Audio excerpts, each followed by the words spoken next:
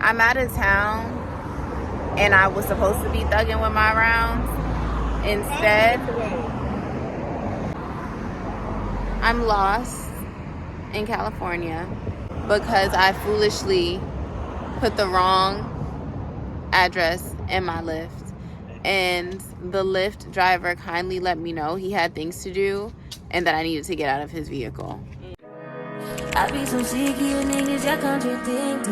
I be so bold myself when you come and fuck me. I feel so ordinary, except when you around me. Treat me like corduroy, you wear me out. Arguments, you air me out. Tripping about you. Yeah, I did not give that man a tip. Hopefully we can make it to breakfast. Let me see what this green wall Lynae was talking. Lynae actually got a nice outfit on, so this may not apply to me. And it doesn't. I'm tired, y'all. I'm hungry. My outfit is mid. And I just want to sit down and eat. My pimple patch is uncomfortable. Is it? Yes. But I have 2 blackheads under my chin.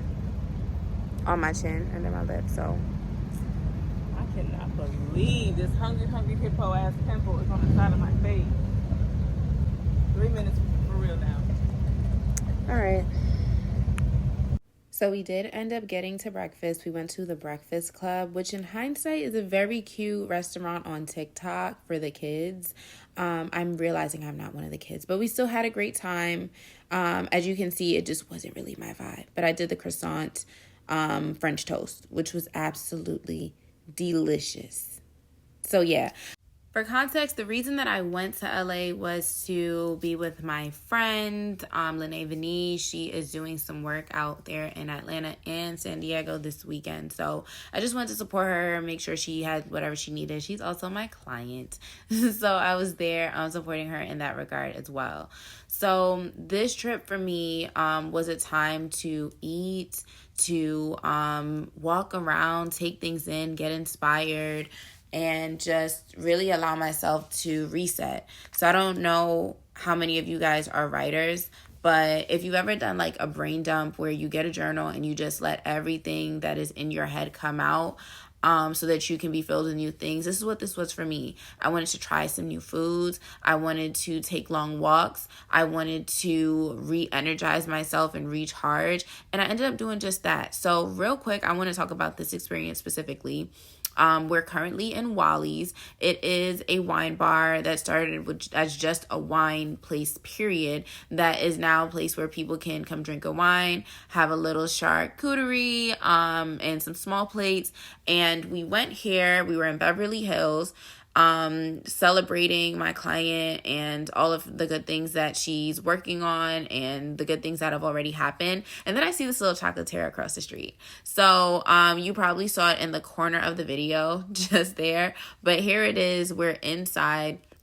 I want to pronounce this, but I know I'm not going to pronounce it right. So I'm just going to go ahead and put the name of the chocolatier in the description. But I was looking over at this place for a little while and I was like, I just want to go and check it out. I love chocolate shops. I love handcrafted chocolate.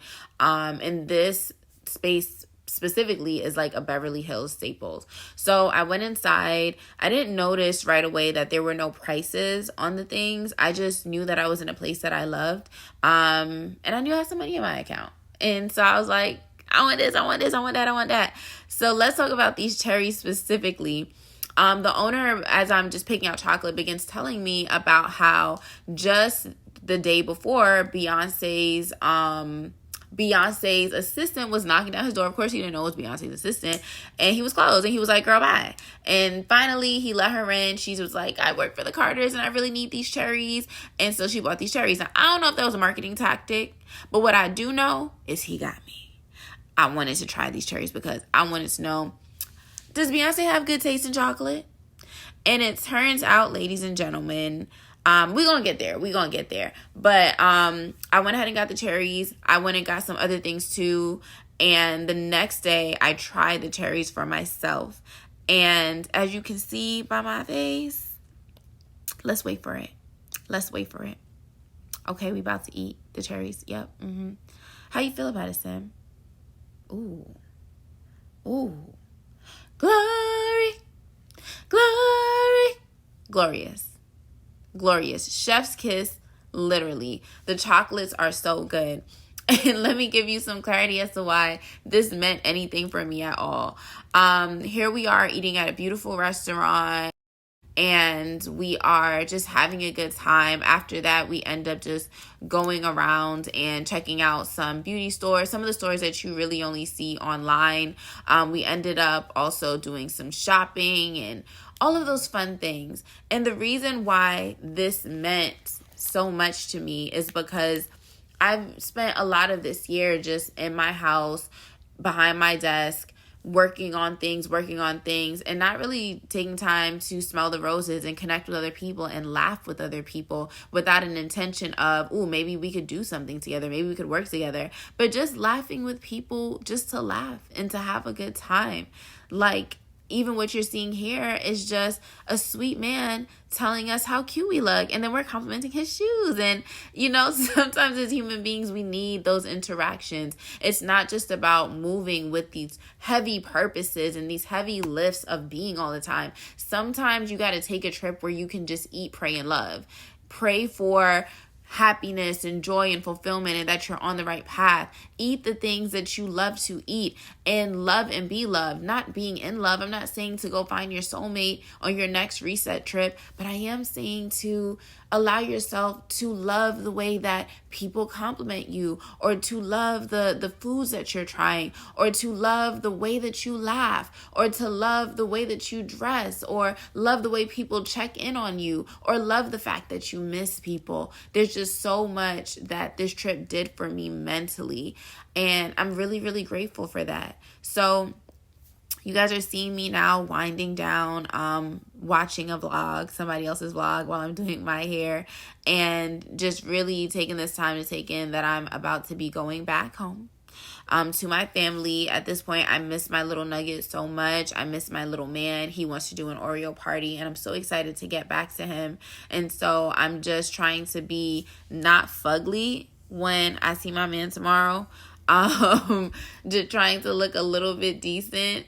And so I'm just setting my hair, and I'm waking up in the morning and making sure that everything is together. I haven't left anything at the hotel. I do my skincare briefly. I put on y'all, my outfits in LA were so mid. It was insane. So mid. And it was also on this reset trip, I learned, like, I really need a complete makeover in my fashion world. Whether that looks like me putting a little capsule together or something, because hated everything that I put on this trip. And that's why I'm giving you guys a filler content of what happened here, because I wasn't really loving it. And that was, important for me to be able to admit and to write down in my little journal when it was all said and done. Okay, we want to make sure that our fashions are hitting. We love how attentive we are to our skincare. We love how great we are in conversations when we're meeting new people. But that fashion, baby, we need to have things that are embracing your curves, because, I just had 2 kids. So my body is different. And the way that I fill things out is different. Even if I'm, smaller in some places, I'm thicker in other places. And I deserve to have looks that really embrace that and are not fighting to cover that up. So that was my reset trip, guys. I thank you for spending time with me and watching. And if you love what you see, make sure you like, comment, or subscribe, or share. I'll be back on Sunday to give you guys my Simberly Ann Parker diary. So until next time, later.